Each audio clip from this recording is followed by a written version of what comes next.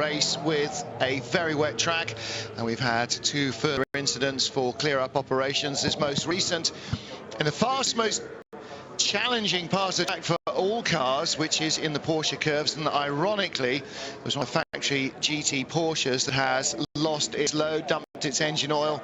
91 car is at the side of the track smoking heavily, and judging by the mess in the Porsche curves, isn't going any further. Chris Parsons, it's Porsche's year, is it? I mean, now they're going to have to start looking at the AM class as the only way realistically of being looking at a win, unless they do catch a bit of a fortunate break. Unless that number 2 can somehow find a way into the Toyotas, but it looks unlikely as the Toyotas have a problem, doesn't it? Well, we had number 7 Audi early on with a turbocharger failure. They said no, it's definitely not going to happen to the number 8 car because these things don't strike twice. We've had the number 1 Porsche drop down almost out of top 50 with an issue. These cars are identical, they're built in pairs. Yes. Is that a rogue quarter pump? We'll wait and see. And also, we know that they've had problems with their batteries. Yep. All right, they've gone back to the last year's specification, but last year they were very reliable. So we see it's all to go for. But as you say, Porsche not having a good year right now. If there's only 2 of you and one of you fallen off. Engine off. It's over. Just place the car in a safe place. It's over. Sorry. And you see the small fire there in the engine bay, hot oil spewing out of the line onto hot exhaust.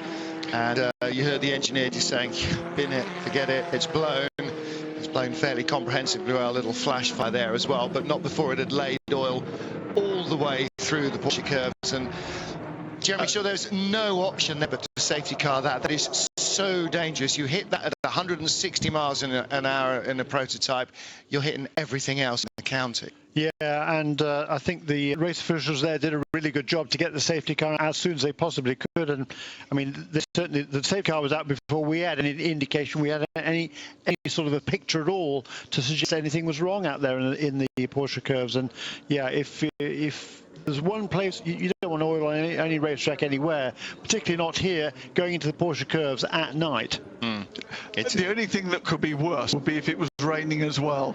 Yes. Just to add insult to injury.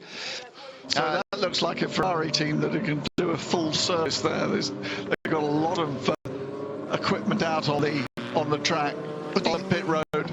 The only slight problem with stopping now is that you give up track position and you'll drop into a separate safety car queue. There are 3 safety cars going around. One exits the pit exit, one comes on at the first chicane on the Mulsanne straight, the other one comes on at Arnage, and they split the field up and they try and go at an even pace so you don't lose or gain too much. It's a brief safety car. You really can lose out if you get stuck 2 or 3 safety car queues further back than your rivals. However, this ain't going to be a brief safety car. This could well be out for 20 minutes to get stuff down to clear up that oil, because that Porsche was pumping oil out all the way through the Porsche curves. Looking down here at one of a number of cars that are in for work. They're replacing the number. Well, there's panel. also work going on underneath the floor. These number panels are really vital to allow race control to keep an eye on what's going on. In the pits is our class leader in the LMP2 class. No lights on the side of it illuminated. So in fact, it came in as class leader, but as it's got to line, it's dropped down out of the top 3. Maybe What has? No, so it's still lights leading. illuminated on the side. Should have one light on the side. Hasn't got any lights up on the side.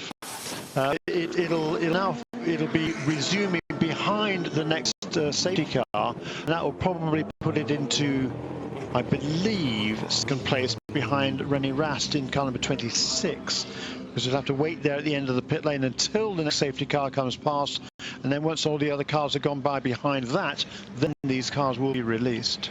Jeremy, you and I know that the safety car rules in sports car racing are so complicated, especially at Le Mans, which is such a long circuit, and we have 3 safety cars.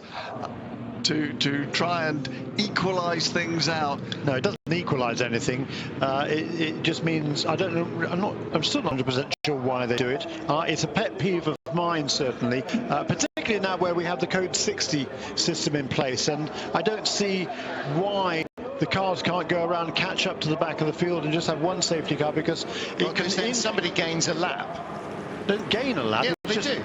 If the safety car comes out just after you've shot by the pit exit and picks up the car who's right behind you by even a couple of seconds, and you're allowed to charge on and join the back of the safety car queue, you pick up pretty much a lap. Tires are getting freezing cold. It's going to be very hard to restart. If it lasts quite long, I think we should stop at 50 tires and restart. If it lasts 6 laps. Yes, it's a tube behind you. It's tube behind you. We are racing them. Yes, we are racing them. So, you know, again, there's an issue. You've got Sebastian Buemi on the radio saying the tyre temperature have gone, you know, his tyres now are basically mahogany. They're giving him so little grip, and he's now got Romain Dumas, the very next car in the queue behind him. He wants to come in for tyres, and the team is saying, we really don't think that's a great idea, because you're surrendering track position and you're in second place.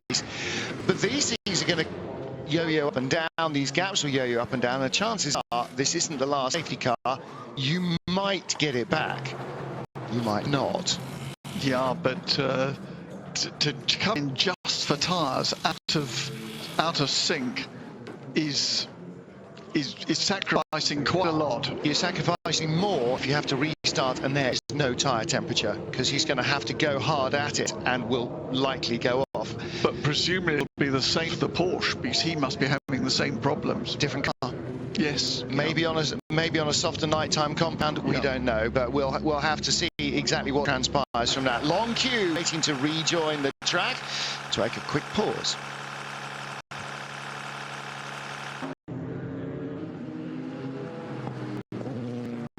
Safety car remains out of Le Mans as the cars come through the Porsche curves, where we have a big oil slick after the factory GTE Pro Class Porsche has dropped its guts. The 91 car, which had Kevin Escher at the helm, we saw in replay with the radio message from the team going, turn it off, park it somewhere safe, it's over.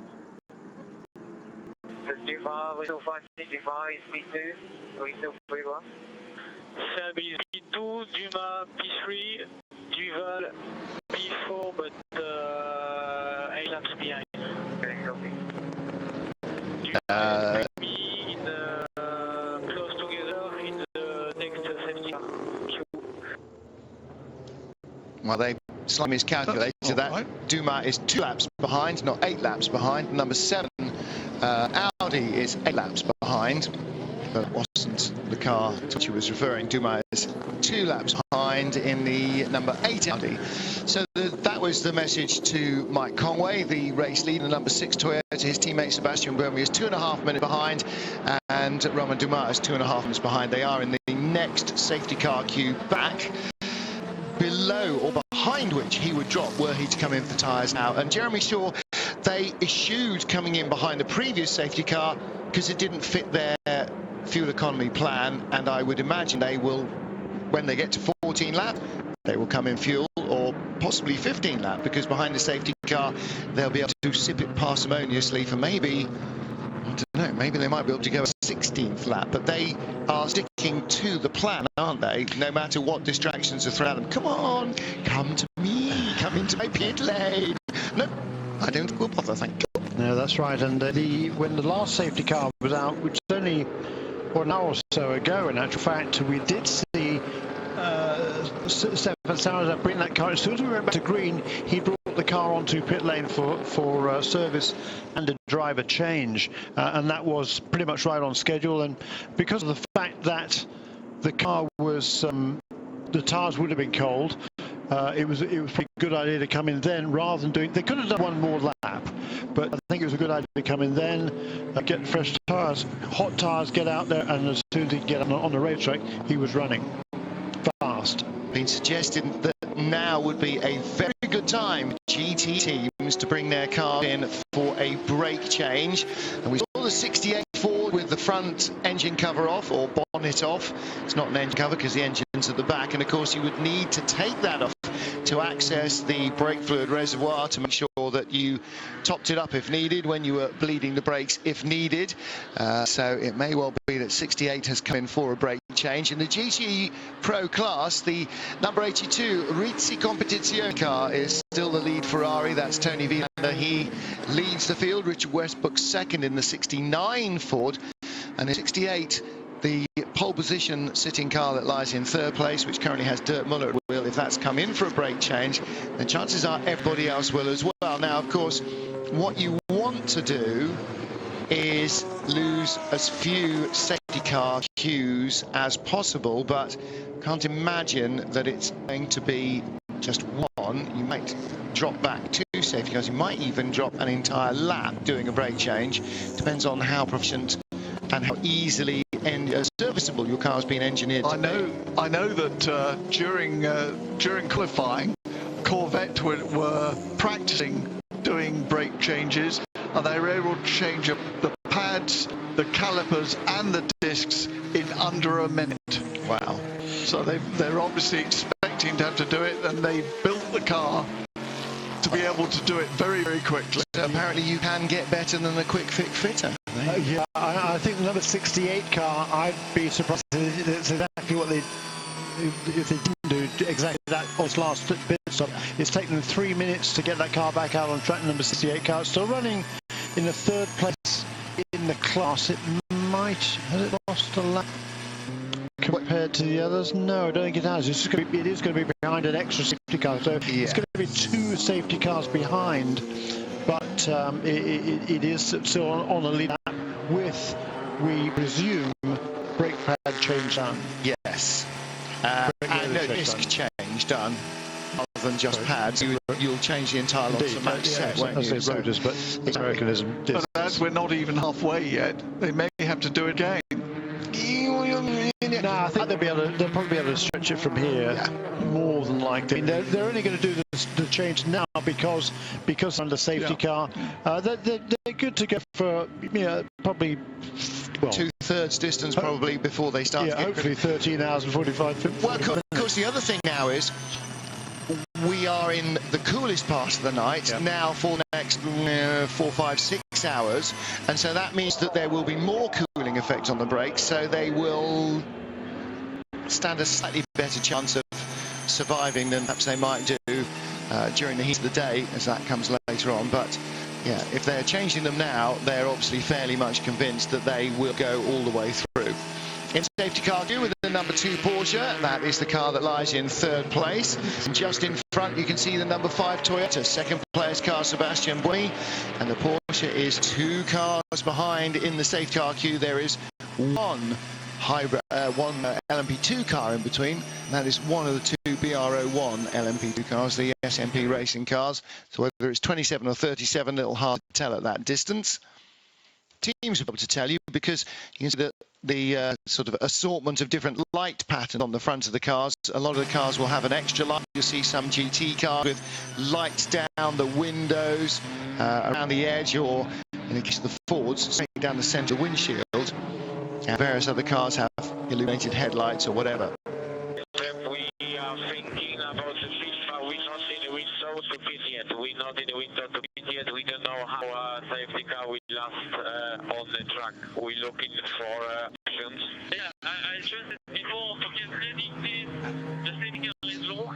At some point maybe we have to refuel and put new tires, because it's going to be hard to restart them properly.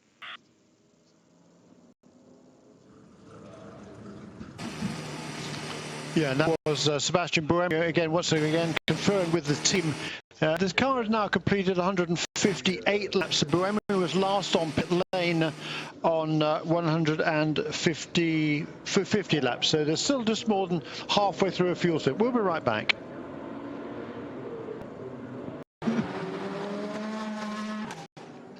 Welcome back to Le Mans with 13.5 hours still to go. Safety car remains out for clear-up operations from a big engine blow-up in the Porsche curves. And just hearing drivers on the radio during the break complaining about low tyre temperature. Originally we had the Porsche drivers on, the Audi and Toyota drivers all now on, saying that their tyre temperatures have gone away. Jeremy Shaw, and that's going to continue basically until they are released from behind these safety cars, because there is no quick running anywhere on the circuit. No, because these cars are running in low drag, low downforce configuration here at Le Mans, it does make it even more difficult, particularly when it's cold, very cool like it is right now, to build that temperature back into the tyres. And until those tyres do build up that temperature and the pressures within them, then it can make things very, very difficult for the drivers. It's very, very easy to make a mistake. Now, we talked about brake changes. Beach Dean have just changed the brakes on the 99 AM car, so Liam Griffin has been sent out, according to Aston Martin. And Ford did do calipers as well. Some teams in the GT classes will change calipers as well as pads. Some will just change pads. And if they had needed 2 brake changes to get through, they would already have made their first one before the halfway mark. Stands to reason. It would be 1/3, 1/3, 1/3.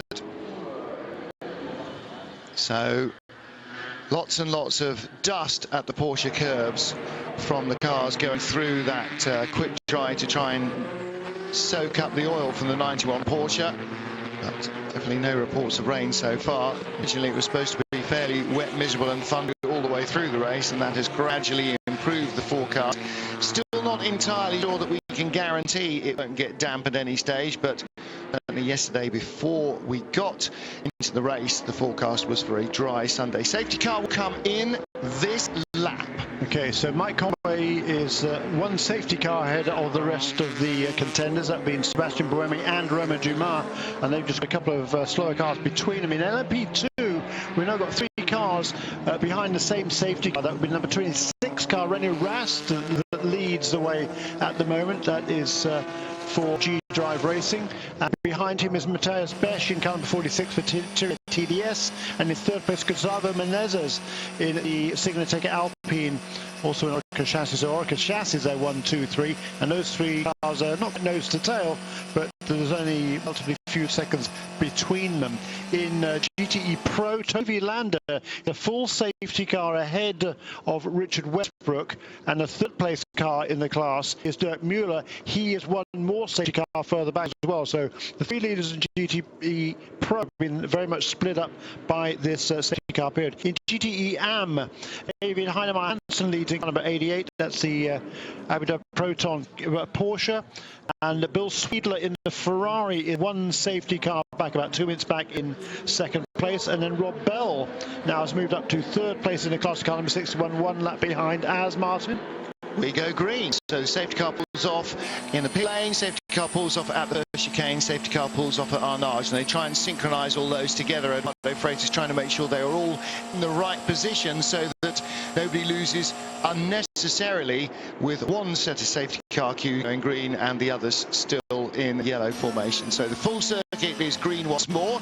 And for the man who leads, Mike Conway, nobody immediately in his safety car queue to put him under pressure, which is why our race director has gone straight back to the battle for second, because as we ride with Romain Dumas, that is Sebastian Buemi, and that is the pass for 2nd place. Dumas had low tyre temperature woes, but Buemi was complaining about it several laps behind the safety car earlier, and as a result, it looks like the Porsche had a little bit more grip to go with. Didn't it? We saw that after the previous safety car as well. The Porsche was really on the case right away when we went back to green, and the Toyota's struggling a little bit, at least in comparison. Number 26 car, by the way. Number 26 car, the lead in LMP2 came in. Yeah. So did Scott Sharp and Oz Negri. Those cars have both come in from the P2 class. So too Alexander Imperatore in the number 13, the sole remaining healthy Rebellion. Nico Prost just left the pits in the number 12 car, which down in 34th position. The big change there on the leaderboard, Porsche up to 2nd place with their remaining healthy car, the number 2 machine, Romain Dumas, jumping Sebastian Buemi at the restart. Buemi, of course, one of a number of Formula E drivers in the field. I'd forgotten about him because I was talking about Sam Bird there earlier on. No blow up there from number 2 car, don't worry. And that's just going through the cement dust that is down to clear up the oil from a blow up on the number 91 GT class Porsche. There are going to be some very dirty windscreens, aren't they, with all that cement dust flying around. And rather more importantly, some very dirty illuminated light panels, which won't be quite as illuminated as they should be. Lots of cars were requested to bring their cars in to clean those off because, of course, we started in the rain.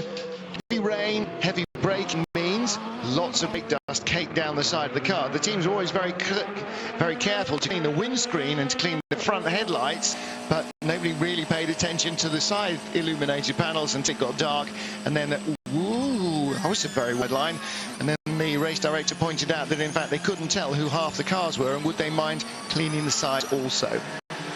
So Buemi is pushing hard, isn't he? And I think he slightly didn't have quite the grip he wanted there as he got to the lock curve. Down through the S's, LMP2 class car in front. He is closing, but not fast, and going flash. And that is the number 30 Extreme Speed Motorsport car. That's the Scott Sharp car that's on an outlap. We just saw him coming in. So that car is in 21st place. By the way, the leader in LMP2, 7th overall at the moment. When we were saying, not entirely tongue-in-cheek, that it might not be impossible to get a Rebellion on the outright podium. It's not entirely impossible. We might not get an LMP2 car in the outright podium. We've still got 13.5 hours to go. We've had an awful lot of trials and tribulations so far. Yeah, the Rebellion's car number 13. That's the non-hybrid LMP1 car. He is running in 5th place. But the number 7, Marcel Fessler, was delayed very much, well, with 2 delays during this race. He is now back on the lead lap and less than 1 minute behind. We can take a quick commercial break as the number 8 Audi comes down pit road, pitting from 4th position. We'll be back with more live coverage in a second. Welcome back to Le Mans, 13.5 hours and counting to go in the world's greatest motor race. And it's being suggested that the marker of doom needs to be wielded for a second time over the number 47 KCMG car. Well, luckily we don't have any Pt.6 of redemption here, so we couldn't unmarker of doom it, and it appears to be in retired for a second time. But we're not going for that. Fool us once, shame on you. Fool us twice, shame on us. So we're not having that. We do, however, we believe, have a second retirement, and that is number 91 Porsche. And so the marker of doom is going to be wielded over the Porsche of Patrick Pilet, Kevin Estre and Nick Tandy. Last year's race winner is out, and Jerry Shaw is also pointing to the 89 car, Cooper McNeil, Lee Keane and Mark Miller. That retired early on with a big crash from which it isn't coming back. I don't care how lazarine the repair work has been. So 47 may or may not be out. That remains to be officially confirmed. We don't actually get bits of paper shoved through the back of the door anymore that says, gives us a list of Bondon, so we kind of have to go ourselves. Thomas Smith is not going to get his engineering project written if he continues to watch the telly. Don't watch the telly, just listen. That works well, doesn't it? Some controversy at the moment. We're trying to work out whether the rumour of a 9 o'clock rule actually exists, and that is that by the time that 9 o'clock in the morning comes, you have to have completed, I believe it's 50% of the distance covered by the leading car. So if somebody 7.5 hours from now, I wouldn't worry about that near. Yeah, but all the same, people who don't have to watch the screen, otherwise people complain that you're not watching the screen, go and have a look in the rules. Yeah, if you wouldn't mind and help us out, that'd be great, because we'd just love to have that clarified, quite frankly. And Martin's craving sweets, and he's rejected a Réglisse Mentos, which is only available in France. He can't bring himself to chew on it. That is not a sweet. Réglisse being licorice Mentos, only available in France. Absolutely delicious, even though Martin's getting sniffy about it. Can you imagine why they're only available in France? Meanwhile, everybody else is asleep. In LMP2, we've got 2 different new leaders, actually. First of all, we had Matthias Besch back in the P2. That was after René Rast made a pit stop in car number 26. Well, Matthias Besch had just brought that number 46 TDS Thierry Orica Nissan onto the pit lane. So that's Gustavo Menezes, the young Californian, into the lead in the Signatec Alpine car number 36. And here he is on your screen, Here 21 he is. years old, Angoleño, Gustavo Menezes, and he was in third place before the two cars in front of him stopped. And you can see that's not LED, is it? That's OLED, the screen in the centre there, and it sort of vibrates a little bit in the camera. I think it probably doesn't vibrate to the driver's eye view. Jake Dennis up to fourth place. The two Jota Sport cars are going very strongly indeed. Jake Dennis up to fourth, and the other one has now slipped down the order a fraction. Johnny Kane is in sixth. The BR01 of Kirill Ladygin is up to fifth position now, and Ho Pin Tung is sixth in the second of the Alpine. Yeah, both of the BR01 cars, the Russian-built cars, really running well. As you say, there, Kirill Ladygin in the fifth position, and Nicola Nastian just 3 places further back, and just another couple of laps further back in the order as well. Yeah, and Nick Minassian should be able to try and close a little bit on the car front. Ho Pin Tung 3 minutes behind Johnny Kane. They battle for sixth position, I think I said it was. But the lead battle is very close.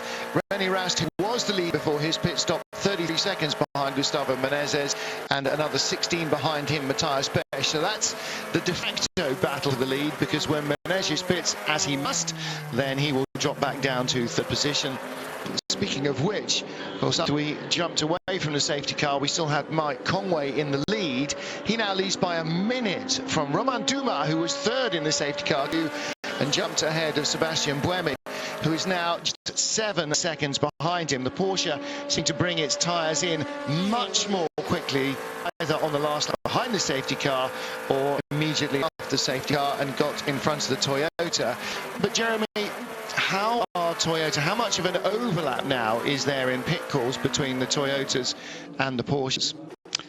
Well, the Porsches are still only doing 13 laps on a stint. The Toyota is still doing 14, so that's just extending the kind of gap between those two. But the next car we're expecting onto pit lane will be the number 5 car, and that will be probably in 3, possibly 4 laps. And we heard Sebastian Buemi basically pleading with his team to allow him to come onto pit lane during that safety car period, because he knew the tyres were cold. He knew he was going to have difficult.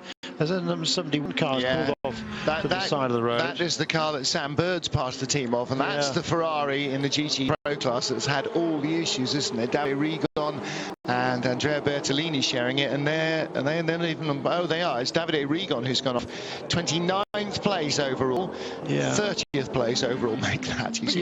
Both of the, of course, GTE Pro cars, the 51 and the number 71, both had a lot of problems in this race a long way down the order, and the Ferrari honour very much being upheld now by Risi Competizione, because Tony Vilander leads in that class, and he's got a pretty handy margin now over Richard Westbrook in the number 69 Ford GT. Well, Davide Rigon appears to park that about as deeply in the muck as you did with our hire car earlier, Jeremy. So he's got out to have a look as well. He's not going to find either a bit of a push or any helpful strips of firm standing to get onto, so he will need a tow out from there. There's marshals, as you can see, just at the bottom of your screen. To all the marshals from wherever they've come, France, England, across Europe, Germany. Lots of German marshals come here as well, America, Australia, New Zealand, keeping the drivers and everybody else safe. But that will need a tow, and we are not quite sure why we haven't got a slow zone yet, because that is going to need a snatch vehicle to get in there, and we will then have a slow zone down the S's. Some pretty quick times being thrown in just before that incident. Dennis, the Gibson 38 car in LMP2 just posted a 340, 274. That was his last lap before the slow area has been declared. Some of the performances that have been produced throughout the field, sort of standout performances that perhaps those who've taken an extra leap ahead of where they were expecting to be. But for me, the way the Fords have actually performed here, I know they had a huge advantage. I thought maybe once they were hobbled it might be an issue, and certainly that maybe technically they didn't just have the longevity, but they're proving us, well, me in particular, completely wrong. Westbrook looking very, very handy indeed, running second in class. Third class is Muller. Vilander still leading the pros.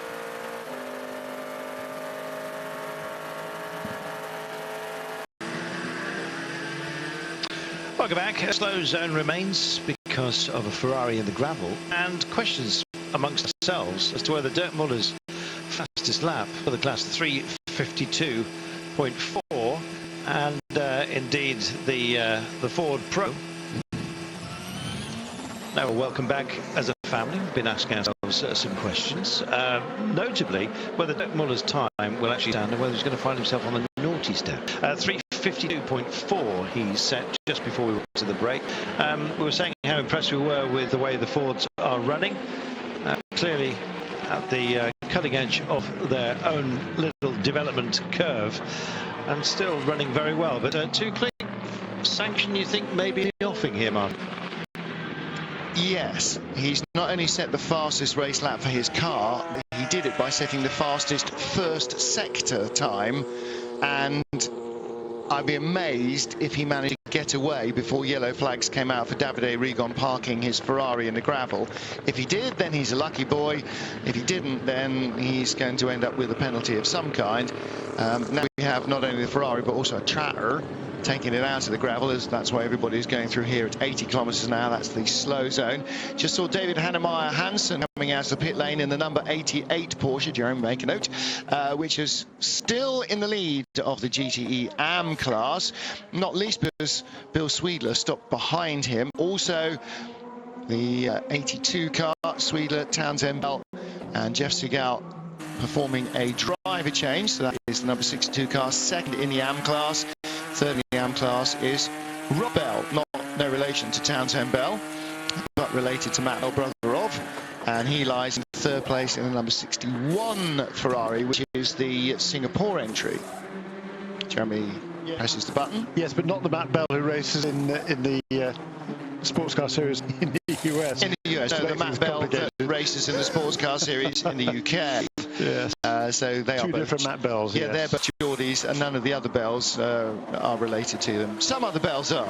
Oh dear. But the California Matt Bell just it really makes things complicated. I think we need to reverse out of this blind alley. But I think it'll be that will be yeah, it is Townsend Bell who takes over the wheel of that car after a pretty good stint now by Bill Sweedley. He's kept that car in second place. And Dana Heinemeyer Hansen is already out on the racetrack after making his stop as well. It's Taco Bell as well, of course. Keeping it food. Jules Radio says, does the licorice Mentos work with Coke bottle in the same way as the mint ones? No idea, but we'll probably find out tomorrow. We won't, because we haven't got any Coke either. Oh, you know, it's a shopping fail. But luckily, we're in France, so the supermarkets will open at about 9 o'clock on Monday morning. We'll be able to eat again. I went for a forlorn walk looking for Snap, as they say in York, and got absolutely nothing. Yeah. Everything had closed, nothing hot available, and £5 English pounds for a ham sandwich. Yeah, well, it's better than nothing in a nose bag free zone like the hospitality units. There is nothing in hostility.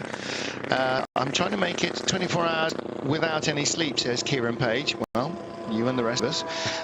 Tom Smith wants to know how many marshals does it take to run Le Mans? Without being facetious, a hell of a lot. I don't have any idea what the total number is, but bearing in mind, I mean, look at the marshals post there. There are 4 of them there, and there'll probably be 3 shifts. A lot. I thought that was like a light bulb joke, and we're waiting for the punchline. No. I mean, a huge number of marshals. Well, thank heaven they're here, because we couldn't run it without them, and it's the same for motorsport generally. A great deal of volunteers. Everyone thinks about high income and huge monies, prize money, etc. But no, it's the marshals, it's the workaday people that keep this sport where it needs to be. Number 5 Toyota in from 3rd place on its own, Jeremy Shaw. Does that mean that Mike Conway has managed to squeeze out another lap? Has he rung that juice, or is the Toyota in after 13? It has been, since number 5 car was in, it's been 15 laps because we had that safety car period. Okay, so Conway is the leader. He's going to go laps. at least 16. because he's already gone by. Yeah, no, he'll do 2 more laps. They were 2 laps apart on the they were last staggered. Yeah. Okay. So Mike Conway remains the leader of the race. Sebastian Buemi comes back out in 3rd place. Slow zone here to protect the marshals, the workers, and also the drivers, of course, because there is a very large, square, very solid foreign object in the gravel trap, into which Davide Rigon's Ferrari has proved it's very easy to stray. So coming down into the S's, until that rescue work is completed, the slow zone will remain. It will remain until 1:47 and 15 seconds. Now, that's not the time at the top of the screen. It's not 1 in the afternoon and 12 minutes. That's time remaining. It's currently 1:47 and 10, 12, 13, 14, green. There you go. Some of the runoff zones here are really quite extensive. They've actually been installed for the motorcyclists, which also grace this track. You can see the pickup in pace once they actually get unleashed from the slow zone, which still is there. Next slow zone removed at zone 2, but 3, 4, 5 are still in place. Yeah, safety first, particularly for the motorcyclists, it seems. They're giving them more space within which to finish their role, essentially. And of course, the opening part of the circuit from the beginning of the pit lane all the way down to Tertre, almost all the way down to Tertre Rouge, is part of the Bugatti circuit, which is the permanent racetrack here, on which our cars are parked in a runoff area. Thanks to Jeremy. That is now part of the TV compound and parking and everything else, but that, all the low curbs, particularly there in the S's, when they wanted to get the French Grand Prix here for MotoGP, they had to change the old S's into these new sweeping S's that we've got, much lower curbs, and actually it's made it quite an entertaining part of the racetrack for race car drivers as well as for motorcycle races. Around 1,800 marshals, says Peter Hayes, and I don't even remotely question that. That's 1,800 people coming out of their own free will for free, for nothing, to come and marshal here. Able-bodied and also not so able-bodied marshals. So hello to Steve Tarrant, who is down in the pit lane, having worked for many years out on the circuit. He's now a pit lane marshal. He's got promoted, and he's down there along with a whole bunch of guys and girls from all over the world. And marshals, like fans, come from all over the world to be here. Scouts, we've got plenty of those as well, who are, some of whom are more experienced than others, but generally speaking, they're always extremely polite and very, very good-natured, despite the fact that they're dealing with some quite grumpy people, especially when there was plenty of rain about earlier on. It's getting busy out there again. Audi Team Road's Marcel Fassler, you have a front left puncher, box this lap, and he has done exactly as they have asked him. So in he comes, Marcel Fassler in the number 7 Audi, in with a deflating tyre. So this is the car that had the turbo change, then went out after having other work done and immediately went off and ripped the floor off. He's picked up a slow puncture, and they will change the tyre once they have fueled, cleaned, filled the oil, taken off a tear-off strip, yada, yada, yada, full service. I love the way the mechanics just walk up the nose of the car. Imagine if they did that in your local garage to clean it on the screen. They would be all hell on. That little snooze part as well, just above the front wheel, where the vent is. I've seen them manhandling the car and taking back in on the dollies into the garage using that. It's got quite, excuse me, an amazing amount of strength to it. Well, Carlton dives quietly off there. The number 7 car is back on its way again, and there's a reason that they know that it's got puncture, not because they saw a tyre flailing around all over the place, because when it came in, clearly it had air in and was all in one piece, but these cars have tyre temperature and tyre pressure monitoring sensor systems, because when you are doing 160 to 200 miles an hour, a tyre failure tends to be a very major issue, and as a result, any slight drop in pressure and therefore hike in temperature is immediately monitored and reported back to the pits, and it sets off all sorts of alarm bells. Very true, and that was a relatively quick stop there by number 7 car, because it's certainly way off our schedule, because that car shouldn't have been on pit lane for another 5 or 6 laps, so they probably needed a little bit more than half a tank of fuel, and they changed the tyres. Marcel Fassler on his way again, but once again he just about caught up to the tail of the number 13 car, been tracking that down, trying to wrest away at 5th position again. Still now 9 laps or 8 or 9 laps behind the overall leader, but every time the number 7 car gets close to number 13 car, has some sort of a little glitch again. This time a puncture on that number 7 car. Leaders in. This is Conway just bringing the Toyota to its marks absolutely impeccably. Dumas was a lap behind. I'm just wondering how far. Can't see what the gap is just at the moment on our timing screens, but whether he'll lap himself quickly away. Not much of a change there, just almost a flash and then back to action. Just waiting to see if there's a change in the lead by the time he gets to the end of pit row here. Buemi running in 3rd place. Great battle this between Toyota and Porsche, and Audi playing their part as well. Faster, who had to return a few moments ago, is back on his outlap, and in fact had got himself within 8 laps. It's 9 now, so dropped another one after a big fight back. They'd been way off the timing boards essentially. They were plumb last at one point, but have wrestled their way back to 6th place, and that's a real I guess underscoring of what's achievable if you just keep your head down, Neville, and get on with it. Yeah, I think Conway actually has retained his lead, but it's funny, we were talking about this question of tyres. It was the British driver Wyn Percy who had a tyre go on the Mulsanne, and in fact he hadn't noticed that the light came on, I don't think, at the time. But even with cars nowadays, you do get this. Quite a lot of, shall we say, certain cars that will go quite quickly, you'll get a warning that you've got a soft tyre. And it's damn annoying, but it's very nice to know. Outlap for Conway, and the Dumas is closing in the Porsche at 10 seconds, 9 now in the 9s. This is going to be fascinating. Couldn't see. I don't think they actually made a tyre change, so Conway wouldn't have lost much heat from the tyres. He's not getting them up to heat at the moment, but it's 7 seconds now. Real closing here, Jeremy. We've got a proper battle for the lead. Yes, I don't think it's real, because I think he will actually go. If he was going to change tyres, he would have changed tyres. He didn't need to, so he will go off now. And theoretically, I think it should out now again. If he doesn't, then I think we've got cause to be worried. Yeah, in the middle of a triple stint here is Mike Conway in that car number 6. So just scheduled in for fuel only. Rejoins the race up to 1 minute and 8 seconds stop. It's remarkable how consistent the pit stops are. If they're just changing tyres, it's 1 minute 8 or 1 minute 9. I mean, just about every stop that car has made, in fact, every stop that a car has made for fuel or tyre, for fuel only, has been 1 minute 08 or 1 minute 09. Yeah, that's if incredible. it's tyres, it's about another 20 seconds, something like that. Yeah, correct. Yep. Just looking at the pace, and it's now holding at just 7.6 seconds, but the advantage absolutely smashed. But Conway is a master of handling that machine. The Dumas failing to close any further just for timing, so both essentially comfortable and back up to speed. But when we're running in the number 5 Toyota is on the same lap, but it is a minute and 25 down on our leader. Laps in deficit. Duval in the 8 car is 2 laps down.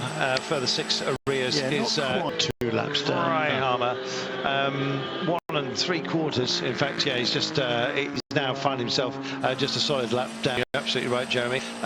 The Rebellion, though, in a great place at the moment, running in 5th place in the hands of Freiheimer just for the time being, just ahead of Marcel Fassler, who is back out after yet more troubles. That car has had so much fortune, hasn't it? Yeah, just niggly little thing. Yeah. Well, turbo failure as well, but that was not niggly, but he niggles after that.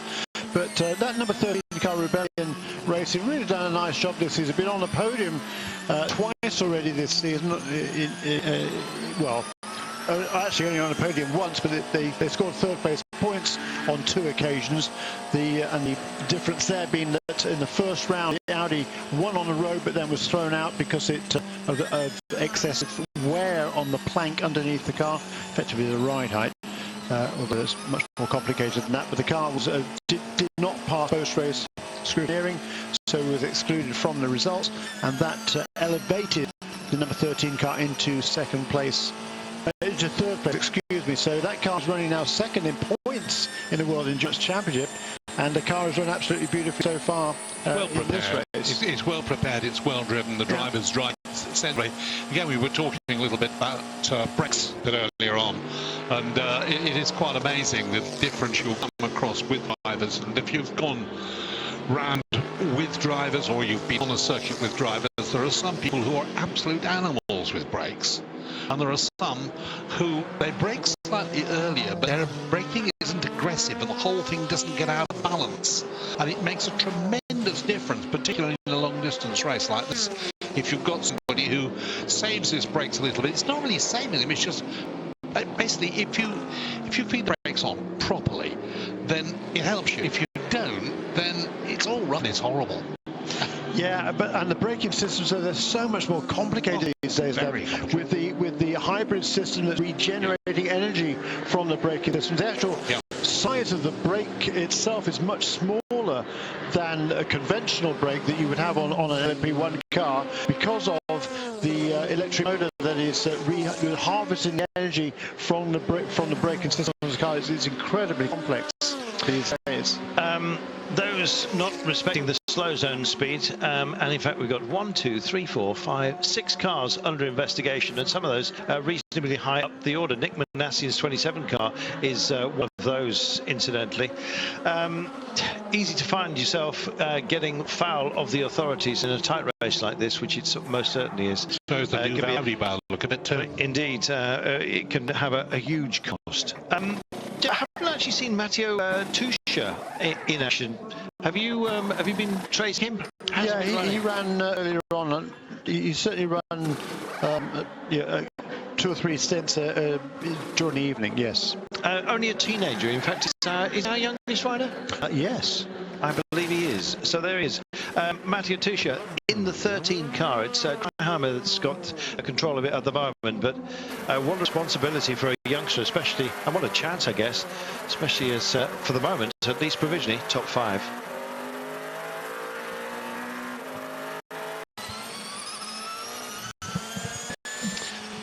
Welcome back, and excuse me, we also welcome back Chris Parsons. Chris, a lot of questions being asked of the Ford and the special dispensation it was given to actually take part in this Le Mans. It was essentially at the behest of all the other teams, had to give their permission, which of course they were glad to do. Yeah, but some of them are regretting that now, because they didn't think the Fords would be quite this dominant. Well, they're not dominant because Tony Verlander's out front at the moment, but they certainly have come on very quickly, as we said earlier. Jeremy and I saw them at Daytona in January, and they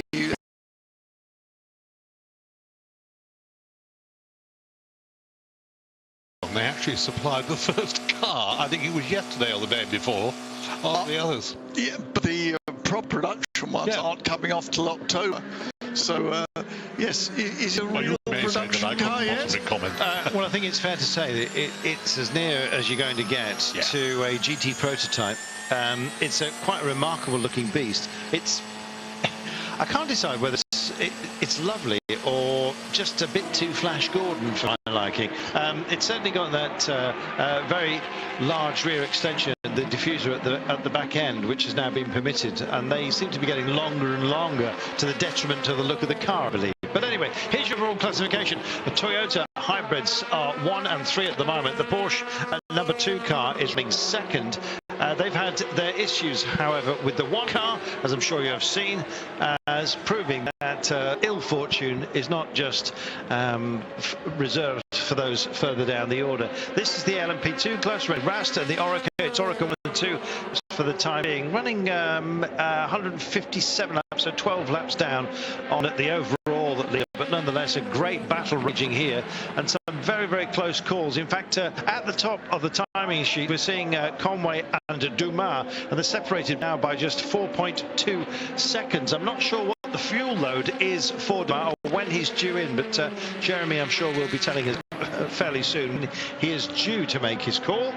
But for the time being, Conway is staying in front of Dumas, but it is nice and tight. LMP2, Rast and Besh separated, both Orcas, the 26 and the 46, by a margin of 21 seconds. But on the outlap is Manelis in the 36 Alpine, and his interval is only 6.2 seconds down on that second place car. Vilander leads the pro class for the time being, with Richard Westbrook in attendance. It's Ferrari ahead of Ford. They were the two makes that had their performance hobbled. They were deemed to have been given too much of an advantage, and it needed to be pared back. Not very much, though. Yeah, well, it depends by degree, but still way out ahead. Yeah. The Aston is, which is the next GT car up, is some way behind. But anyway, Jeremy says that the Dumas car is due in any minute, so it's running line. Yeah, it probably explains why he was closing. Yeah, he's going to fall another minute. He's still lapping quite quickly, but there's no question about it that of the two cars at the moment, the Conway car is keeping the gap static. Dirk Muller has just posted the fastest lap, and in fact he went to the third sector, and this is 1 minute to go. Penalty for the 22 car, by the way, for speeding in the slow zone. Frankly, that's just a wee bit silly, but he's going to have to pay a price for that. Way down the order, however, it's Maris in the 22 Ligier, ranked 47th at the moment, so no great shakes out front. Penalties will be issued. Oh, we're an absolute stormer at the moment. Rennie Rast has just fast through two sectors 1 and indeed 2, and he's on an absolute flyer in the 26 car, boy. Often at this time of night, the cars do go quicker. The air is cold, so it's more dense, and the engines love it. There's no overheating problems, and they can go very quickly. You often get very quick naps at this time of night. Well, it's the G-Drive Racing, rather distinctive Yota machine. It's the Orica Nissan in bright orange, and he's just put in the fastest lap at a 3:36 for the class, we remind you. But what an impressive performance that was. There'll be more potentially. I'm not sure whether we're going to see the 3:21.445 of Kobayashi in that number 6 car beaten, but you never know the way things are going at the moment. It is, as you say, Chris, we often find the speeds ramp up at about this time. The air seems to suit the functioning of the vehicles absolutely perfectly. Yes, it's more dense, and the drivers really concentrate there. The headlights are fantastic. The lights around the circuit are good. They know exactly what to do. The circuit's rubbered in. The circuit hasn't been rubbered in much this week because of all the rain, so the circuit is now getting well rubbered in. Damien Faulkner gave us a lecture about that earlier, and the benefits of the circuit being rubbered in. So yeah, good time to go quickly.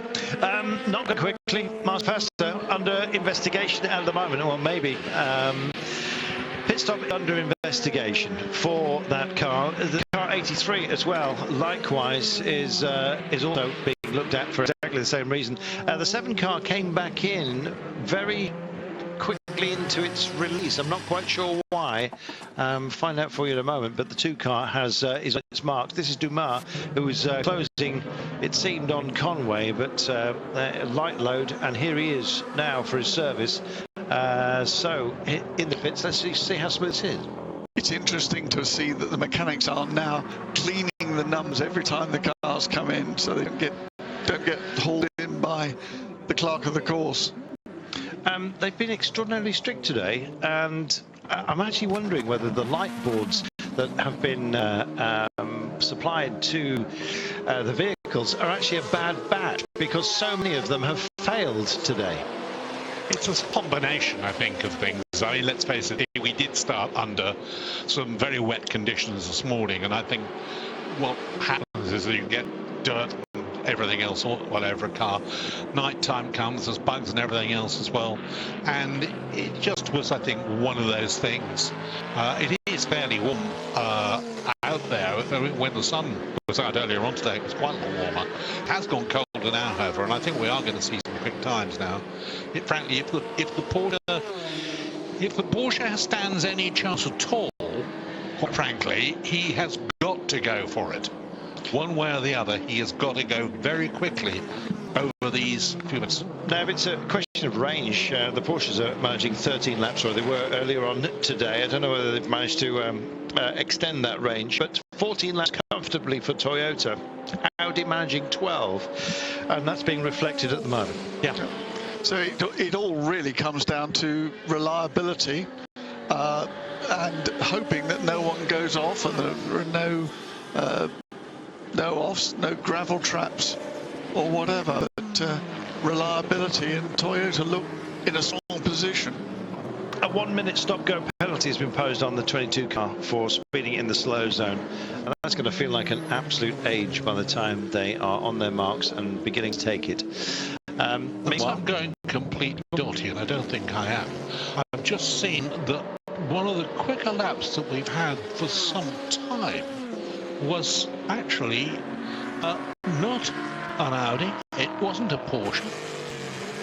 It wasn't even a Toyota. Well, tell us what it was. It's one of the cars that we are supposedly.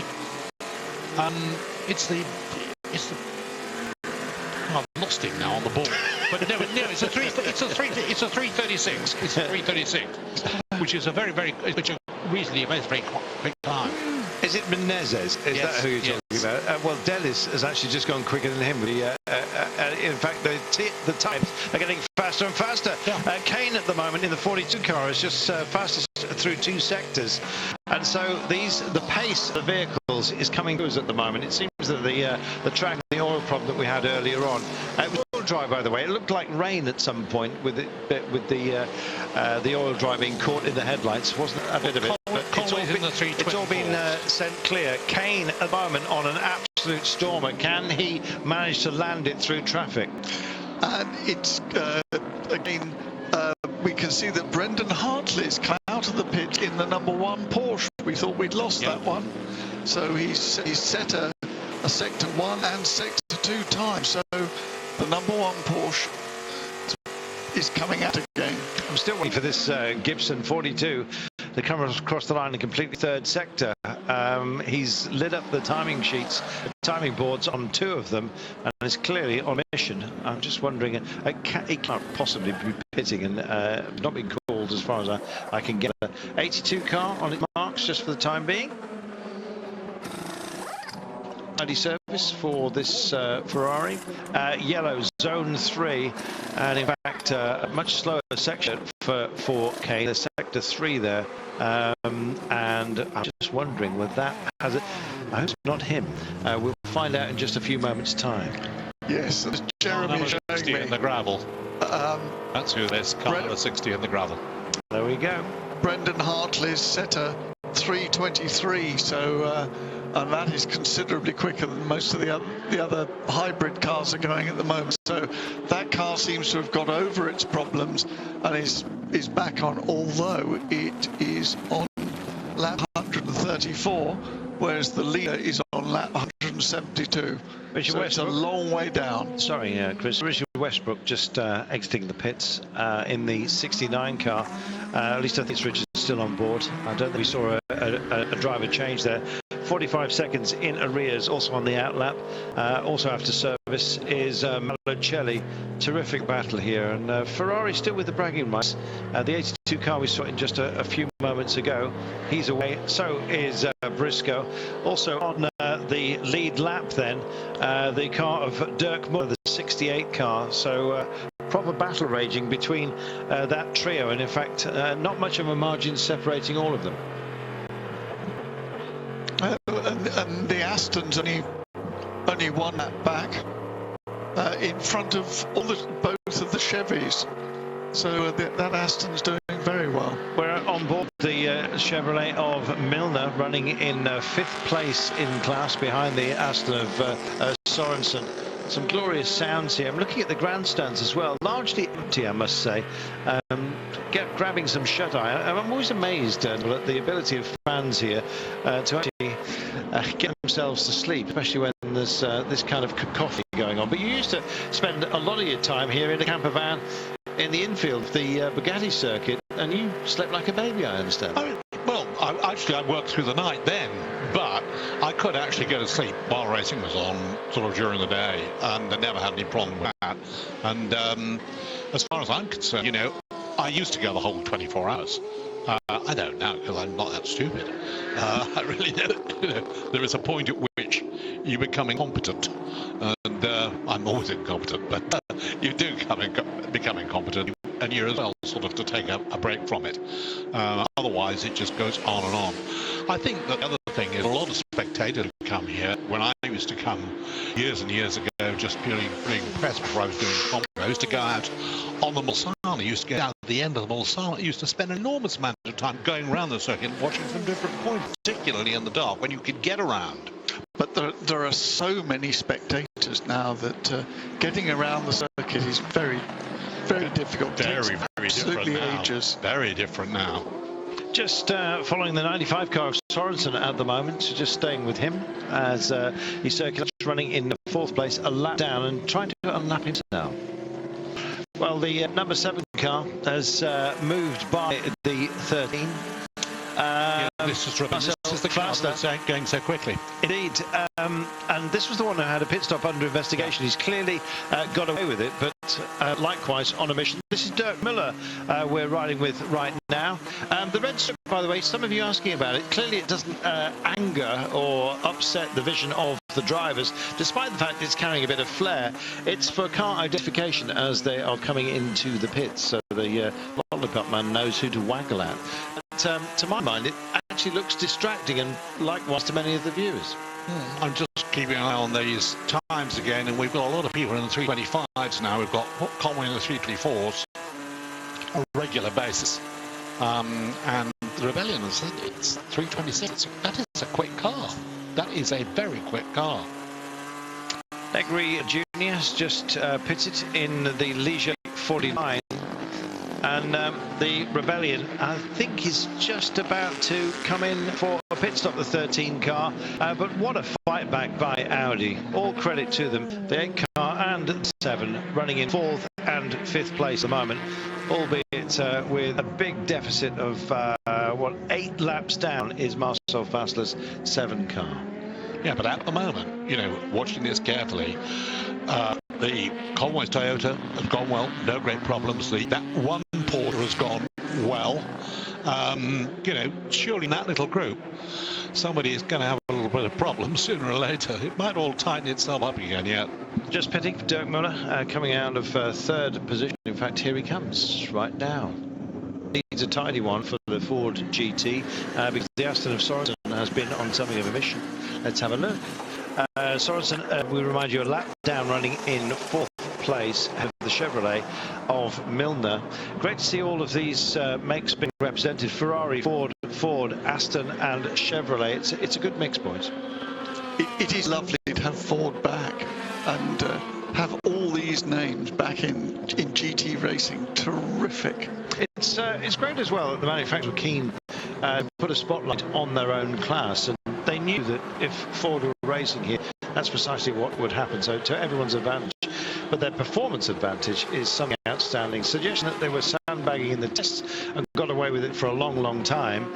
Well, they were modestly hobbled, I think it's fair to say, but clearly both Ferrari and Ford are functioning rather well, despite the disadvantages of extra weight that was imposed upon them. But the aerodynamics are right on the cars. That's the other thing.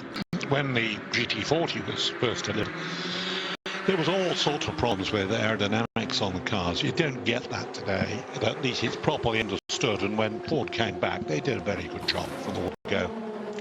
Well, the Ford that we're seeing today is been quite a long time in the evolution of it.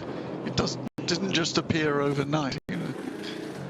No, it wasn't just literally something that happened to it. You know, it's that morning. It does look otherworldly, I must admit, particularly at the rear end, and just overshot the pit box by the looks of things. One of the Porsches, indeed, just having to extricate himself with a brief reverse. That was Duval finally out and indeed away. Well, we've now got the two Audis running one behind the other, with Ollie Jarvis going out in number 8 and Marcel Fassler in number 7, albeit 7 laps behind. Yeah. These are the 7 laps that car lost when it had the turbo change very early in the race. Yeah, he did lose some time, but the other car is it is pretty well 2 laps. It just depends sort of where you look at it and when you look at it. And it's doable. It's doable. Just going to ask Jeremy if he can flag up when the Toyota of Mike Conway is due in. It wasn't that long ago that he was here. He just completed lap 174, and we're still not even at the halfway stage within this race. Jeremy is saying he's halfway through his stint at the moment, so he's got a few, 7 laps left. Well, he'll be flying because he's only got a 1:09 advantage. What's the average pit stop length? 1 minute and 6 seconds. There we are. Just fuel alone. Well, if he takes on fuel alone, he'll come out with a lead, if it's absolutely impeccable, of 3 seconds. That's how tight it is at the top, boys. Don't think he's going to quite. I mean, he's actually, funnily enough, that Porsche has done a very quick lap, look, a 3:24, and Conway's last lap was a 3:26. I don't think I can quite hear you. You're just off mic there, Nev. There we go. Oh, very much. Thank you very much. There we are. There we are. Yes. We're going to take ourselves a brief commercial break, and we'll be back with you live here at Le Mans with 12 hours and 40 minutes remaining. Gosh. See you in a moment.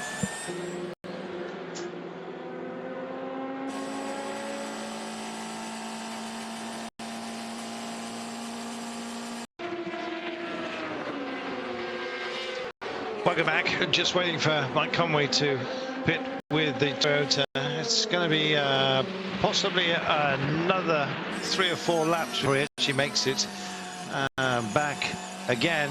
Dumas running in second place, still closing the gap. Determined to take advantage. It's going to be very tight the way it's standing at the moment. 1:07 now is the gap. Dumas chasing on. Conway does need to pit. It'll be his 13th stop, incidentally. 13 already taken by the Porsche of Dumas. So the Toyota range clearly displaying itself. Looking further down the order, Audis, look at their pits, striking out those for problems for the 7 car.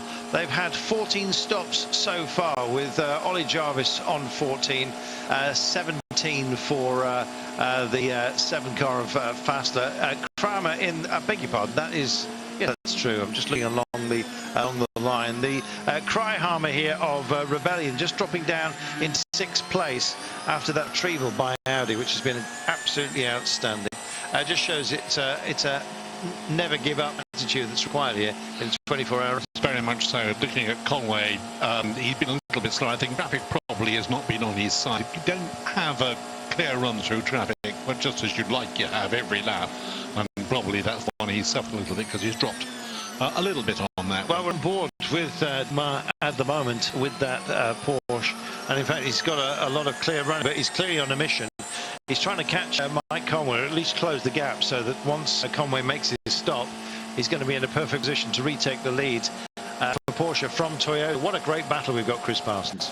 It's seesawing backwards and forwards with the pit stops, but we know that the Toyota can go further on a tank full than the Porsche can, and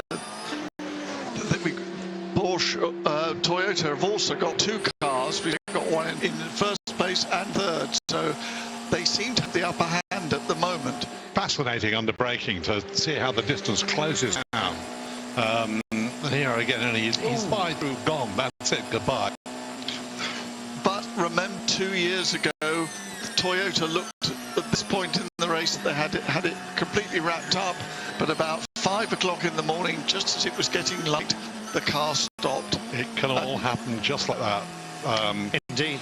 The other thing, of course, is that when you get here, I don't think we're going to have, as sometimes is the case, where you get a little bit of mist first thing in the morning. I don't think it's going to happen this year.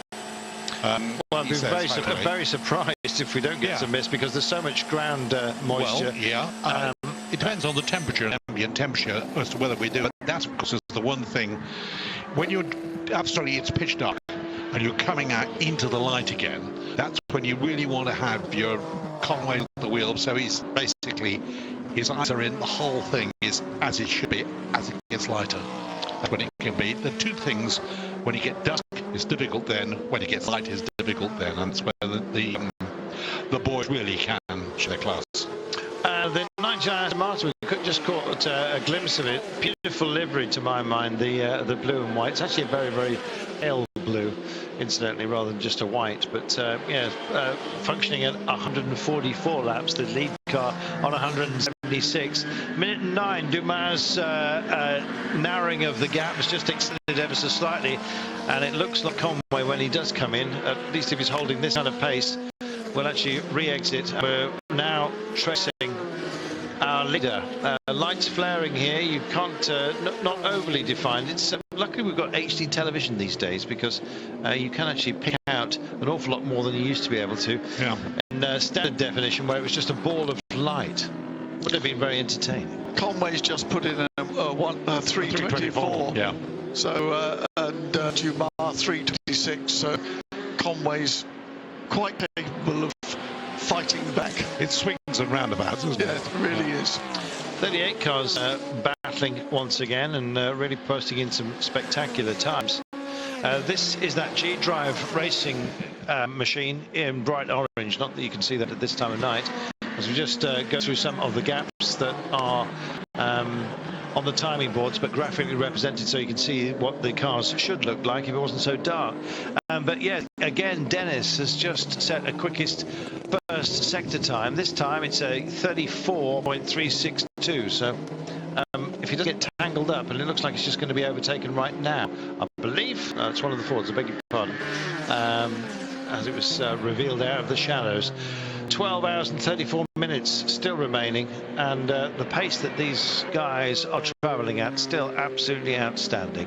Last lap was a 3:24 incidentally for Conway, and a 3:26 for Dumas, so just losing out a second and a half over the 13 and more kilometres that make up this great track. Look at the time, 13.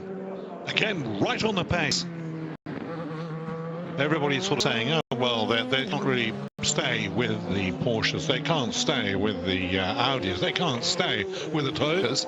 It's making a very, very good job of it. It is, yeah. The Rebellions, they've got a board, as we mentioned it earlier, that they draw a line through of the hybrid cars in front of them. Unfortunately for them, they're out of the top 5 now, because Faster has managed to steer the number 7 hybrid out into 5th place. So Kryhammer is at the moment doing his level best to keep up, but it's almost a class of his own for the time being, the privateers.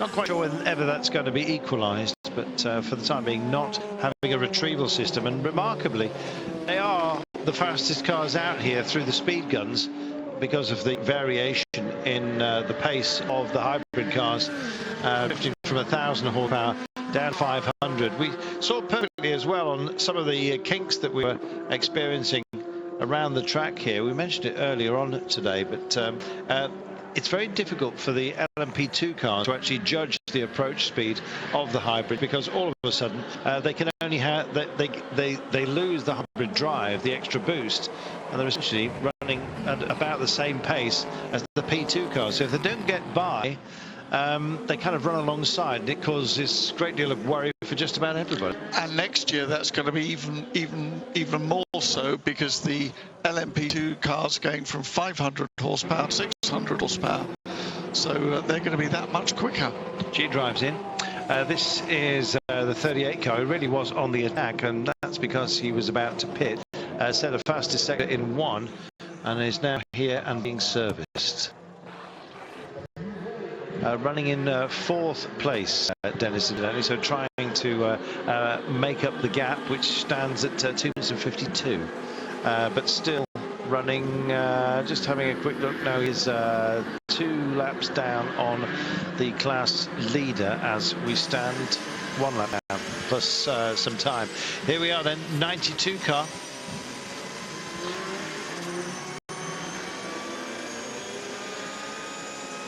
And you really get an impression that just how much light there is available. I mean, the modern headlights are fantastic. I mean, watching some of these cars on onboard, really amazing.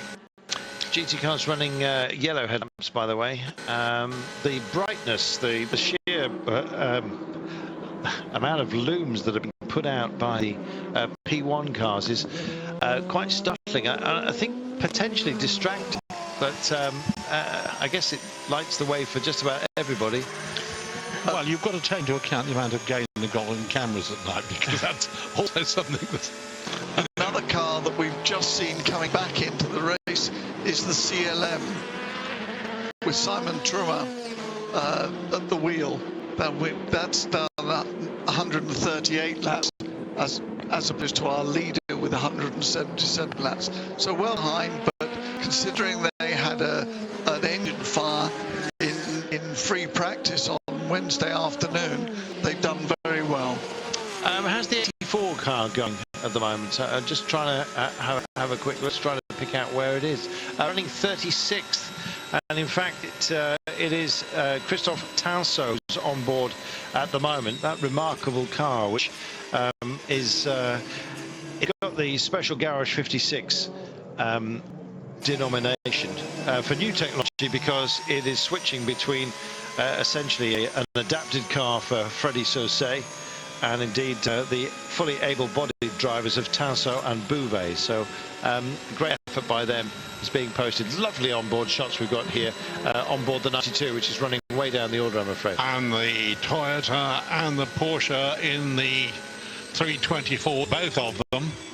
So there's certainly a huge effort being made here to try and maintain position.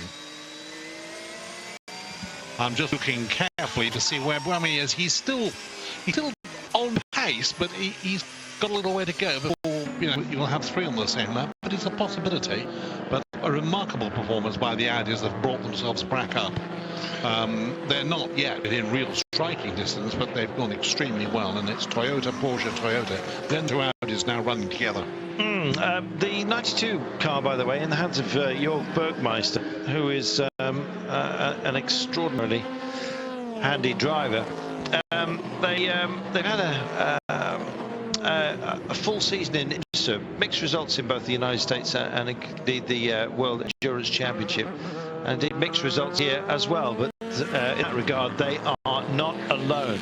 The Ferrari of Malucelli is the leading brand in the GT class, and for the time being at least breaking the hearts of Ford, but it's a tight battle nonetheless. Ford 2 and 3 at the moment, with Sorensen in the 24 Aston Martin running in 24th place overall, but 4th in class. Jeremy and I are keeping our eye on Sebastian Buemi. He did a very slow lap, last lap at 33, but we wondered if there was a problem, but then suddenly bounced straight back with a 24, so presumably traffic or something. Traffic. If the traffic's kind to you, fine. If it's not, tough. The other thing that we were talking earlier on was about changing disc pads and changing calipers. One of the reasons why they changed calipers, it's as easy to change the calipers complete with discs as to change the... Well, the units are all made up. Exactly. And all they do is just swap That's why. But Sebastian Buemi, Struggling. 92 Porsche. He's falling back from Romain Dumas in the Porsche. I'm actually wondering whether he's had a Looks fuel like here. Just trying to or has he got a flat tyre? The way it's crabbing. I think he's got a problem with his front tyre on the, I was going to say, offside front tyre, because it is for us. Well, we're going to fuel him and then we'll see whether he comes in. Let's have a look. Do you know what? Engine that goes are not what you want. Just having a look to see where it is on track. And in fact, there we are. Car's using all of the tarmac, and some of it clearly with some degree of moisture there. Not quite sure what fluid is, but we've seen a couple of Porsches go. I'm afraid. Yeah, well. Yep, they're going to push it in the garage. Yeah. So I think that's going into the garage. Well, fueled and ready to go after that. No surprise there, but they've had their problems, haven't they? But they obviously, having refueled it, they obviously expect it to come back out again. So maybe it wasn't the engine, it was something else that was letting smoke out. Yeah, we're starting to fuel up even if there are some problems, but clearly it looks like they're checking for... They're checking the front suspension. Yeah, just to see if all the tyres are where they need to be for the time being. Well, no great movement. They're going to stay put just for the time being. Dumas, incidentally, lap down. Just waiting for these times to reveal themselves. Half a second a lap quicker. Conway ahead of Dumas just for now. So the closing speed of Dumas starting to ebb just a little bit. There's the 82 car. Class leader Malucelli on board the Ferrari. We'll pick him up right now. The gap from Malucelli to Briscoe, we'll get it as the timing screens refresh after that crossing of the line, but Malucelli in a happy place at the moment. This is great news for Ferrari. Just like Ford. But we've got Conway in the 324s, we've got Buemi in the 324s, Jarvis and Faster all in the 324s now. Yeah, yes, Neville. But then look right down the bottom in 50th place. Yes. And Brendan Hartley is doing 22s Yeah. in Porsche number 1. So there's nothing wrong with that car now. Not now, no. It's got a mountain to climb, however, and was just even more than Audi had at the beginning of this race, but with still more than half the race to be completed. In fact, in 25 minutes' time, just a little bit less than that, we'll only be at the halfway mark of this great race. Yeah, he's got a fair bit of time to make up, but he get himself into the probably in the teens, I'd say. Here's Faster, just coming onto his marks. Had door problems earlier on, incidentally. Here we are. And also with the 5 car, also in Buemi. Well, up on the jacks, waiting. It's a shame we just cut away before the wheel changes, which they are rolling through now. This is going to be a crucial stop for these guys. The second place of the 2 Toyotas, running third, incidentally, is the 5 car. That was a nice tidy stop.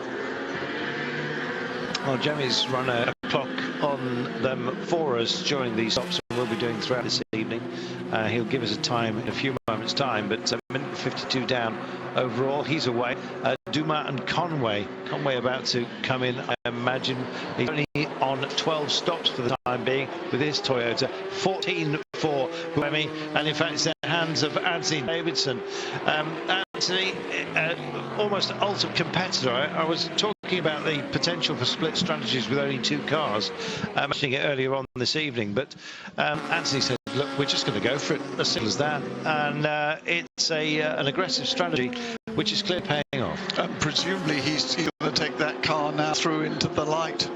Yeah, well, that would be anticipating this. You know, we said, you know, it can be very, very worrying if you're actually starting to come into half light and get yourself into all sorts of trouble doing that. I don't know what time sunrise. Anybody know? It's usually about 5 o'clock. Yeah, about 5. Well, we'll find out in a short while. That's well, that'll be a good long stint for Anthony. Big flashes here from the number 1 Porsche. This is way down the order, running in 50th place at the moment, having completed or on its 141st lap. So 39 down on Conway's Toyota that leads this race, and that shows you what ill fortune can garner in terms of a disadvantage. Spirited fight back there. We're going to take ourselves a commercial break. We'll be back with more live here at Le Mans after this.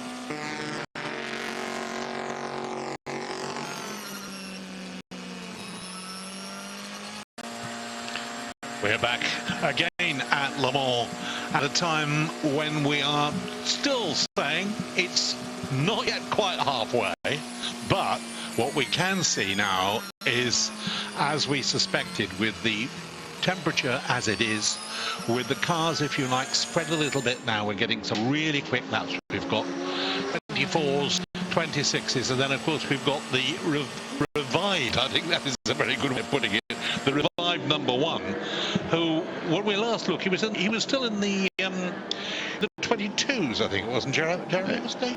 Back to the 24s at the moment, so he's lapping roughly the same pace as the others. Yeah, that was a particularly quick lap though, at 22. Jeremy, when's Mike Conway due in? Mike Conway is due in next time around, I would suggest. Yeah, I think next lap. Yeah, this will be his last lap. I would think he's on it now. And he's lapping very consistently, as you suggested, in the 24 last 4 laps have been within the same second, which is pretty difficult to do when you're working your way through the traffic all the time. But Mike Conway once again has done an excellent stint. He is now brings that car onto pit lane. This is 181 laps completed then by our race leader, and I think he's going to be able to rejoin without losing the lead. Is he going to stay in, or is he going to get out though? He's done a triple stint at the wheel of this car. Took over behind the wheel at just before midnight, and he's now done there for 2 hours and 40 minutes.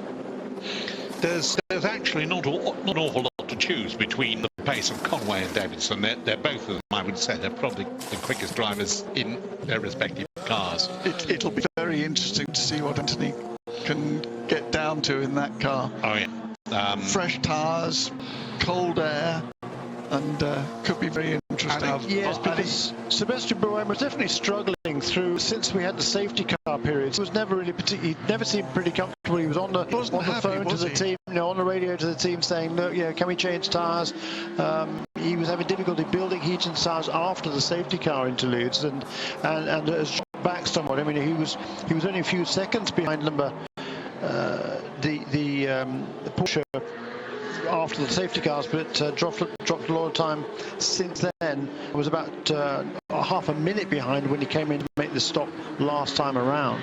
Anthony falls into that little group of drivers who, when you put them on the test rig and everything else as well, will suddenly stop and say, I know that's what it says, but if you do that, I think it'll be better. And they look at him and think, well, he must be out of his mind. But he's usually right. Toyota have changed drivers. Yeah. We have Kobayashi in now, and Romain Dumas did get past. The number 6 Toyota is now 9 seconds behind Romain Dumas. Yeah, so that was a regular triple stint there for Mike Conway on that latest set of Michelin tyres. Now Kamui Kobayashi takes over. He'll be about 11 or 12 seconds behind him. That's about right. That's a little bit less than the time it takes to change the tyres. So because of that tyre change, the number 6 car has lost the lead for the first time since lap 143. That was when Mike Conway took over the lead for the most recent time. And since lap 89, the number 6 cars led all bar until now 3 laps. So it's been really a pretty dominant performance over nearly 90 odd laps here. The number 6 cars led all bar 3 of them. Well, 8th man, if it is, and I think it is Matthias Bechet, they've threatened to smack his fingers for not respecting the track limits. Yes, that we haven't heard the track limit one. I've not seen that one before. We thought we'd put that one behind us. Yeah, we haven't seen too many of those, not respecting the track limits, but I suppose it all makes work for the working man to do. Right. Davidson's getting up to speed, 3:27. Romain Dumas in the Porsche, 3:29.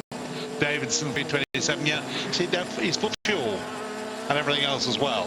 Yeah. So he's going to get rid of a bit of weight, and then it'll start working its way back into the 224s again. Yeah, another lap or two. The tyres would have been heated. They have ovens here to heat up the tyres before they put them on the car.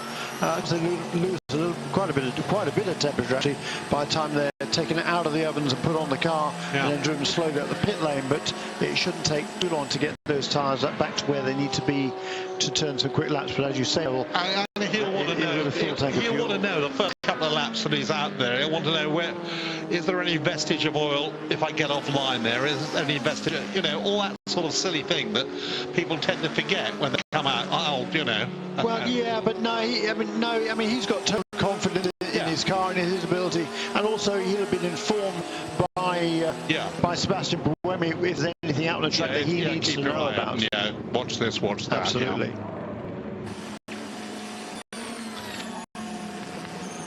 The other thing I haven't looked at is the respective size of these guys, and you probably would be able. I mean, I know, for example, that Davidson is not exactly the biggest guy in the world, and the same applies to Conway, but Conway is a little bit bigger than Davidson. And normally speaking, what you try to do if you've got 3 drivers in a car is to see if you can more or less keep them roughly the same size, because it doesn't, of course, trouble if you've got one big guy and 2 little ones. Yeah, absolutely, and they are thankfully on both of those 2 cars, so it does make life a lot easier from that perspective. So Kamui Kobayashi is now in second place. That was weird. Just had a little bit of a glitch there. 3:25.1 for Dumas. Yeah. We haven't got a time yet for Kobayashi, have we? Really a proper time for him. And a 27 for Davidson. And a 27 also for Ollie Jarvis. So it's still the same tune, isn't it? Different looking at the sector times, Kamui Kobayashi is equaling Romain Dumas with a 32.97 exactly for the first sector. And with that pit stop for the race leader last time around, that has put the number 8 car, Oliver Jarvis, now back to just 1 lap down. He had been lapped a second time when he came into the pits last time. That was on lap 172, but he's now back just 1 lap down with that stop by the leaders. But then again, number 8 car is going to be on pit lane in probably 3 more laps, so that will put him back to 2 laps off the pace. And that will be roughly the half distance lap. I mean, don't forget, folks, we've 12 hours and 13 minutes. So it's not yet quite halfway, and we've had some excitement, we've had some changes. Now, that was, I saw very briefly there a shot of Chris Hoy. Has he got over his problems that he had earlier on while I was off there? I know he went off somewhere, or the car went off somewhere or other. The Chris Hoy car. Yes, I'm just trying. Yeah, Pizzatola had an off the birthday, but it's okay now? Apparently so. Good. And we're seeing that there's a drive-through penalty for the Tracy Crone car for starting the engine while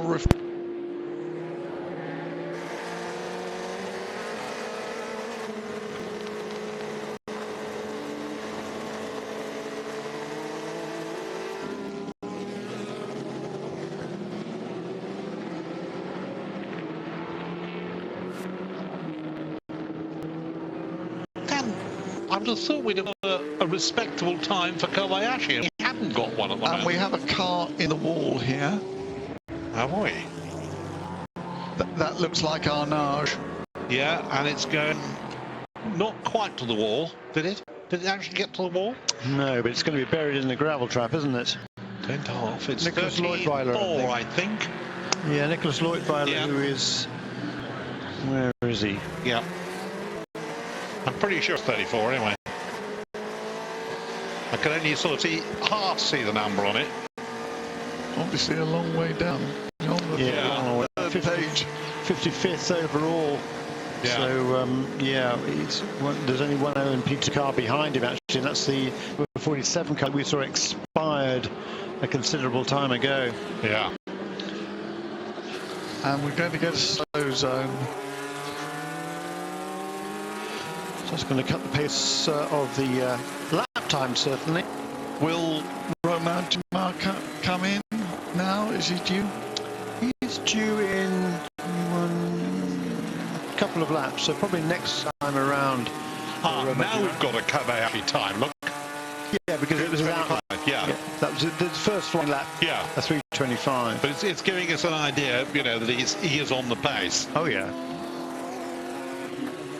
They are remarkably close, and it's undoubtedly it has an awful lot to do with the fact that I think the Toyotas have got that extra little balance of the extra lap, and that could make all the difference. Yes, but remember, Neville, they both wrecked their engines at Spa, which was the last race. All right, they were bottoming, and they put it down to bottoming, but that was a 6-hour race, and they lost both engines. That was their story, and there's addition to it. I strongly suspect that the cars were developed very, very much around doing this particular race. I think Toyota came to this with every intention of whatever else they've got to, if you like, make any changes for. We're going to have it absolutely right, and I think they did some proper testing, and I think they've gone about it. I think they've gone about it beautifully. Well, they seem to. Quiet confidence seems to be there the whole time. Yeah, I was talking to Brad Kettler, who's of course worked with the Audi team for many, many years, based in North America, worked with the champion team, has worked on that on the cars leading again for many, many years. Unfortunately, he can't be here this year, Brad Kettler, because he had a road accident a couple of months ago now where he broke his sternum, which wasn't very pleasant. I saw him at Detroit a couple of weeks ago, and he was telling me there how the Audi team had definitely got the Toyota on their radar screen.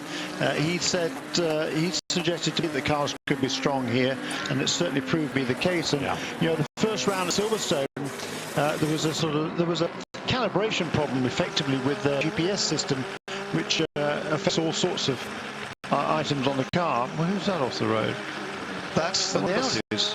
That's number 7, I think. Is it? Yep. That's the Marcel Fassler. And that's at the bottom of the hill after the Dunlop curve. It should be.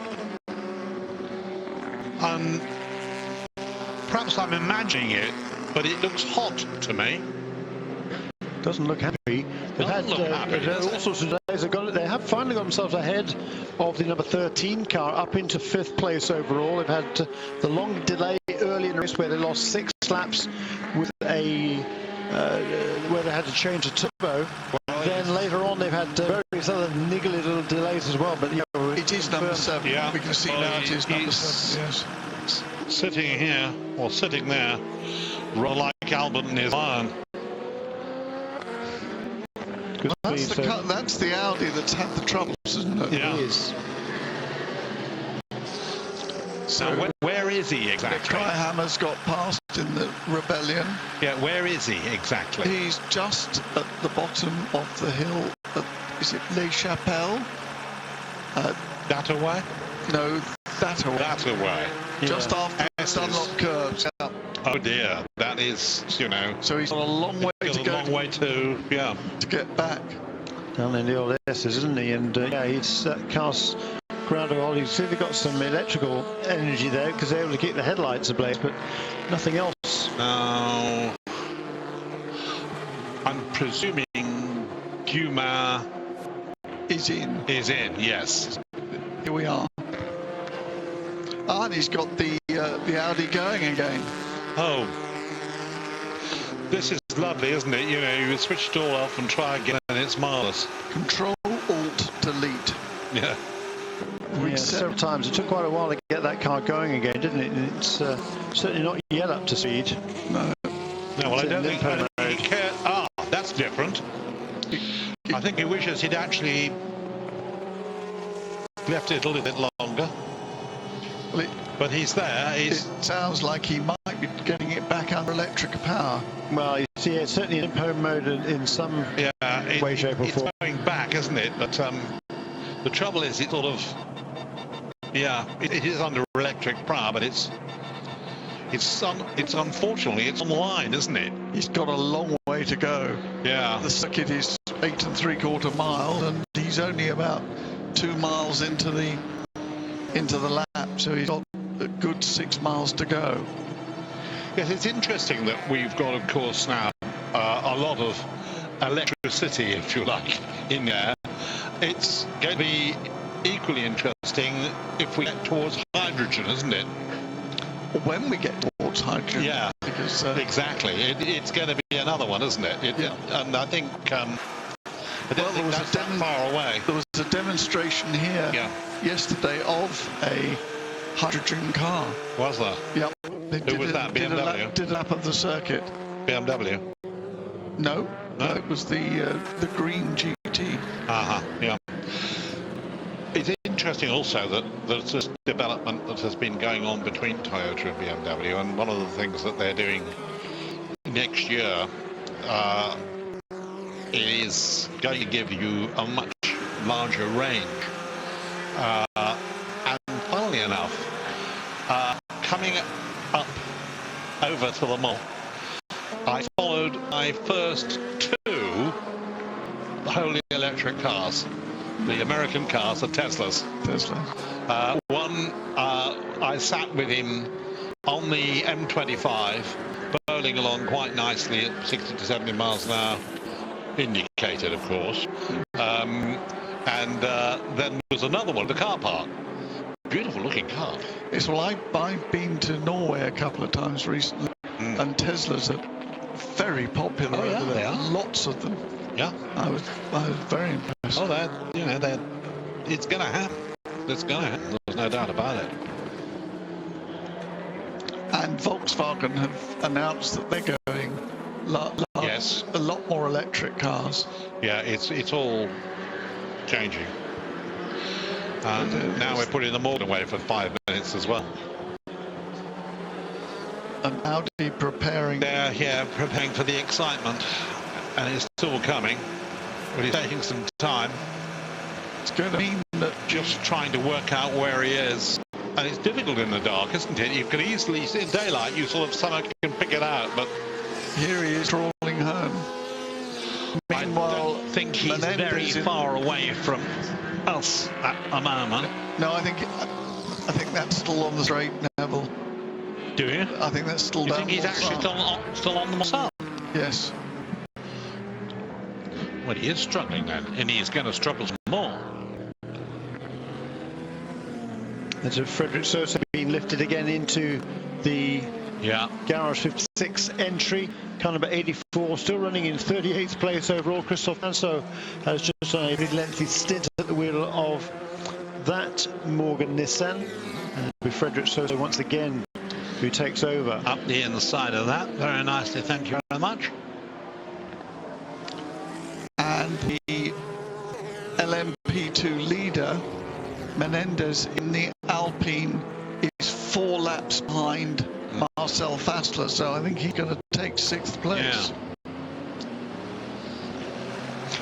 Yeah, we just have to wait and see what's wrong with this car. It's still limping back. It's still very much off the pace. Now, is that headed towards? It's still on all sides, isn't it? Is this? I think so. Where are we? No, it's not. Yeah, you're right. So it took the first sector there. It took over 3 minutes instead of 30 seconds. So and he still hasn't got through sector 2 that's yet. exactly right. Yeah, well, we're going to leave you for a few moments. By the time we come back, so should he.